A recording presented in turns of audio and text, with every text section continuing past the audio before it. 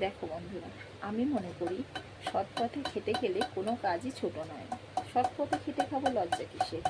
তো আমিও কিন্তু আমার ছেলেদের এই শিক্ষাই দিই যে সৎ পথে কোনো কাজই ছোট নয়।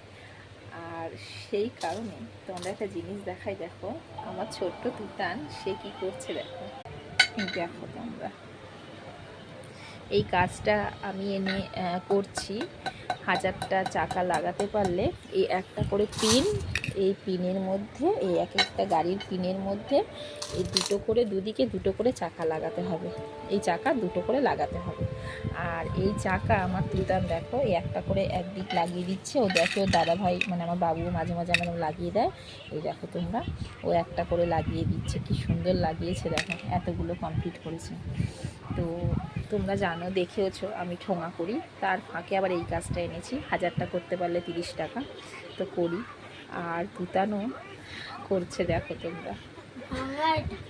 ভাঙাটা ফেলে দাও। থাক এখানে থাক। হ্যাঁ হ্যাঁ, এ থাক, এখানেই থাকবে, এগুলো জমা দিতে হবে না।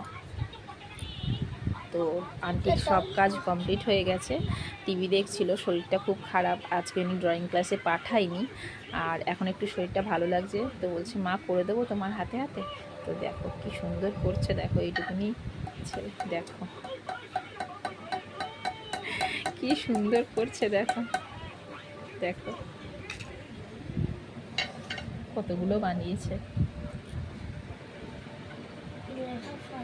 তো তোমরা দেখতে পারলে আমার তুতান কত সুন্দরভাবে চাকাগুলো লাগাচ্ছে। তো করুক, আমি মনে করি সৎ পথে কোনো কাজই ছোট নয়। তো প্লিজ ভিডিওটা ভালো লাগলে লাইক কমেন্ট করে পাশে থেকো। চলো টাটা।